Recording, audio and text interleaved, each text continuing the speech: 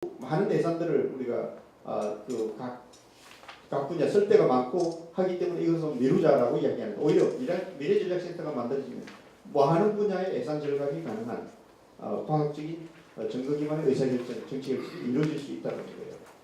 그 다음에 서비스 정보. 이것도 진흥학, 개인화, 맞춤형. 이것도 역시 서비스 정보가 되기 위해서는 빅데이터 기반의 분석이 이루어져야 됩니다. 소유자 유형의 맞춤형 행정 서비스가 가능하려면 그 사람이 어떤 여건에 있고 어떤 여건에서 어떤 문제를 풀어줘야 되는가를 맞춤형으로 우리가 서비스가 나와야 됩니다. 이것이 바로 이제 제품 중심의 논리에서 국민 인간 중심의 서비스 패러다임으로 바꾸자는 겁니다. 예를 들면 이제 맞춤형 복지 서비스. 이것도 영유아 복지냐, 청소년 복지냐, 장애인 복지냐, 다문화. 이것도 또 지역과 사람에 따라서 다르겠죠. 이러한 것을 우리가 맞춰야 돼요. 이제 이런 사례가 정부 상품 사례가 이제 아이디어 공모나 챌린지 작가고 공공정보 이용 축소. 그다음에 픽스 마이 스트리트. 현장에서 우리가 우빈선 산사태 나왔을 때 그런 여러 가지 재난의 그것을 우리가 스마트폰에 서로 트위터로 날려서 또는 SNS로 날려서 이제 여러 가지 문제를 해결한 생명을 구할 수 있는 그런 사례도 있을 겁니다. 이런 것들이 전부 다 공공이 해결돼야 할 일인데 창의적 시민들이 해결하고 있죠. 이것을 가능하게 하는 게 스마트 플랫폼입니다. 픽스 마이 스트리트. 자, 그러면 이 창조경제 정부 3.0 생태계 조성의 전략적 수단으로 쓰는 이 빅데이터와 공간정보 플랫폼을 강조를 하고 있습니다. 자, 그래서 이 빅데이터는 결국 이 핵심 자원이라고 생각하고 결국은 사회적 문제 해결의 척도이고 또 경제적 가치 창출의 가장 핵심적인 그 부분이라고 생각합니다. 이것이 또 새로운 산업, 새로운 서비스, 새로운 고용 창출, 일자리 창출의 가장 핵심이 바로 여기 있고, 이 공간 정보가 또 이 빅데이터가 활용할 수 있는 큰 그 생태계를 만들어냅니다. 이 빅데이터 핵심이라고 생각합니다. 그래서 결국 이런 방향에서 빅데이터와 이 공간 정보의 역할과 가치는 결국 우리가 미래 사회의 가장 특징은 이 불확실성, 하이리스크, 이 스마트, 융합 이런 주제들입니다. 그래서 이 빅데이터는 이 불확실성에 통찰력을 제공을 해주고 또 리스크에 대해서 대응력을 제공해 줍니다. 그리고 이 스마트를 통해서 경쟁력을 제공합니다. 그리고 융합을 통해서 창조력을 제공해 줍니다. 그래서 결국 빅데이터의 역할과 가치는 이러한 새로운 하나의 그 패러다임의 핵심적인 역할을 하게 되는 거죠. 그래서 이 창조경제 시대에서 핵심 플랫폼으로 쓰는 이 빅데이터와 공간정보를 이야기합니다. 그래서 이 빅데이터가 공간정보 위에 입히게 되면 이게 인프라와 플랫폼이 되고 협력과 연계, 공유, 참여가 가능해집니다. 민간과 공공과 인터넷, 소셜 이런 것들이 경제, 사회, 정치, 가족 구조, 교육복지 많은 문제들을 해결할 수 있는 솔루션을 여기서 찾을 수가 있고 또 비용이 적게 든다는 특징이 있습니다. 그래서 이 공간정보와 RFID나 모바일, LBS, 4D나 3D, 센서 이런 것들이 기술이 접목되면서 자동차 산업에 큰 변화가 패러다임 변화가 올 것이고 교통산업에 변화가 올 겁니다. 그 다음에 농수산, 건설, 여러 가지 복지나 관광, 문화, 조선, 에너지, 방송통신 이 각 분야의 엄청난 새로운 빅뱅과 패러다임이 열리고 결국 스마트 시대를 열어가는 가장 중요한 플랫폼이자 전략적 원천으로서는 이런 빅데이터와 공간정보를 말씀을 드리는 겁니다. 그래서 결국적으로 이 빅데이터 기반의 공간정보 플랫폼이 미래 경쟁력이라 생각합니다. 이것이 저는 공간정보 더하기 전략으로서 문제 해결과 가치 창출의 그 부분을 이 IT와 빅데이터와 빅데이터와 이 새로운 스마트 기술을 기반으로 한 이 공간정보의 새로운 하나의 그 패러다임의 적용 이것이 핵심이고 앞으로 이 창조경제 구현의 생태계로서 빅데이터 공간정보 활용 사례를 말씀을 드리게 되면 이미 많이 알려진 겁니다만 이러한 새로운 공간정보 기반의 상권 분석 서비스나 그러니까 이런 그 지오비전이라고 하는 것도 결국 이런 아이디어로 빅데이터를 입혀가지고 새로운 그 비즈니스가 될 수 있는 상권이 어디냐 하는 것을 일반에게 이제 제공해주는 이제 그런 하나의 예죠. 그 다음에 이제 이것도 최근에 아시겠지만 이 풍향과 온도와 습도 이런 것을 이 스마트 기기에 부수 장치를 작동하게 되면 이러한 공간 정보에다가 같이 협력할 수 있는 사람만 있다 그러면 어느 장소 어느 위치 이 호수 위에도 그 풍량과 온도와 습도 이런 것들이 동시에 측정이 돼가지고 그 지도가 형성이 됩니다.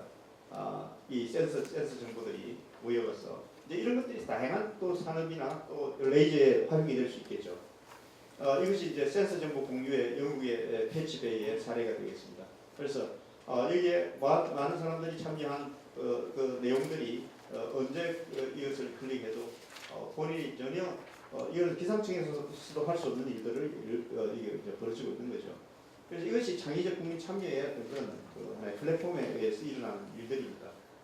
그 다음에 이제 고용과 구직 정보도 이 지도상에서 어느 지방에서 어떤 형태의 일이 필요하다 하는 것들이 이 공간 연구에 표시가 되고 하는 겁니다. 이것이 그 메이드 인 NY 뉴욕시의 이제 디지털 맵 위에다가 이제 뉴욕시가 이제 그 하나의 플랫폼이죠. 이제 이런 응용 사례. 그 다음에 이제 구글 지도의 오픈 API를 통해서 공간 정보 기반의 융복합화를 이제 시도했는데 이것이 결국 구글의 융복합 서비스도 여행 사진이나 동영상 여러 가지 실시간 교통 자전거 날씨 이런 것들이 입혀지고 또 영국의 융복합 서비스로 국가 통계 정보나 에너지 사용량, 기온, 범죄 환경, 시민 참여 정보 이런 것들이 이 지도상에 올라가서 이것이 새로운 하나의 오픈 API를 통해서 활용을 할 수 있는 그런 여건을 만들어줍니다. 그래 이와 같이 하나의 청정기제 생태계 전략으로서 예를 들고 이제 정부 3.0 구현의 생태계로서 예를 들어드리면 이제 서울시하고 다음에 고급피해지도 이것도 지도 위에 실시간으로 어느 정도 지금 홍수가 지금 물이 넘치는가 하는 이제 이런 정보도 바로 이것도 바로 재난의 정보를 그런 디지털 맵에 입혀가지고 공간 정보를 통해서 시민들에게 공유할 수 있는 그런 구글 독감 서비스는 누구나 잘 아시는 거죠. 심지어 한 몇 주 정도 앞서서 빅데이터를 통해서 독감의 예보를 할 수 있는 시스템이 작동이 되고 있고요. 그 다음에 우샤히디 이것도 이제 우샤히디라는 말은 아시겠지만은 이 정은이라는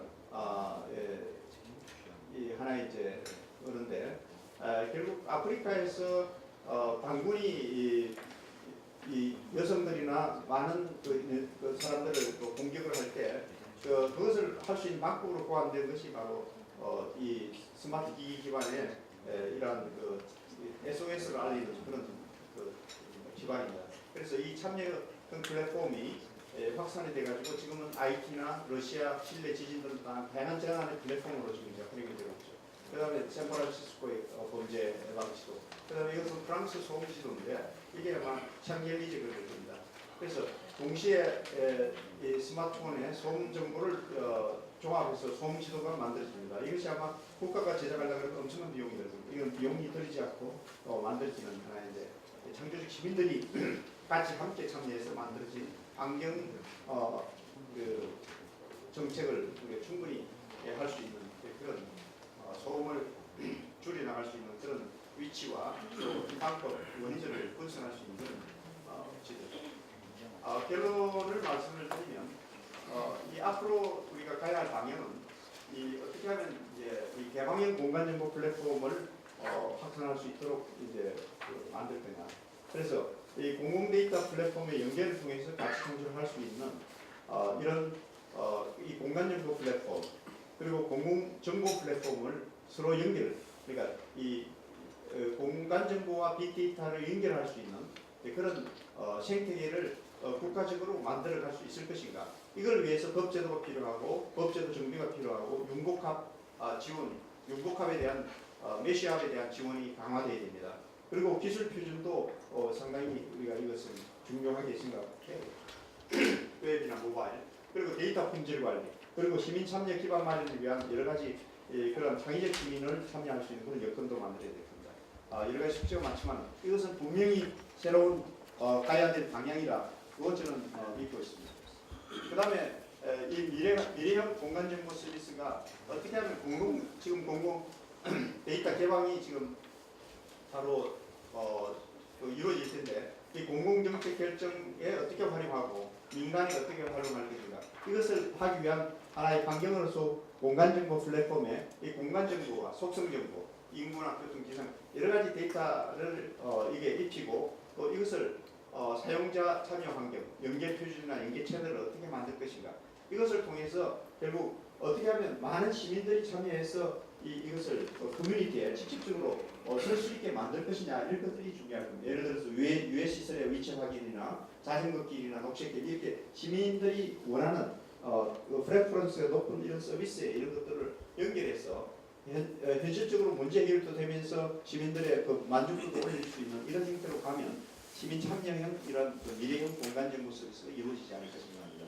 그리고 공간정보 오픈 플랫폼을 통해서 많은 기술들 이 새로운 RFID나 LBS나 GIS 이런 IT 텍 이런 것들이 모여서 이 행정 서비스를 포함해서 교통, 기상, 쇼핑, 안전, 관광, 문화, 의료 이런 것들이 새로운 새로운 서비스화되어 공간 정보를 활용해서 스마트 소사이티 구현을 하자. 제가 이제 평창 올림픽 유치가 됐을 때 이 모델을 바로 평창 올림픽에 적용해서 스마트 평창으로 가자라고 주장을 했던 겁니다. 그것이 이미 이제 제가 원장으로 있을 때 이러한 방향으로 ISP를 할 수 있도록 했고 지금 어느 정도 이 방향으로 갈 수 있도록 지금 기반을 해놓았습니다. 그래서 이러한 하나에게 이런 모델이 우리나라가 주도로 세계로 확산할 수 있는 그런 하나의 응용 기반이 아닌가 생각합니다. 결론을 말씀드리면 결국 지금은 우리가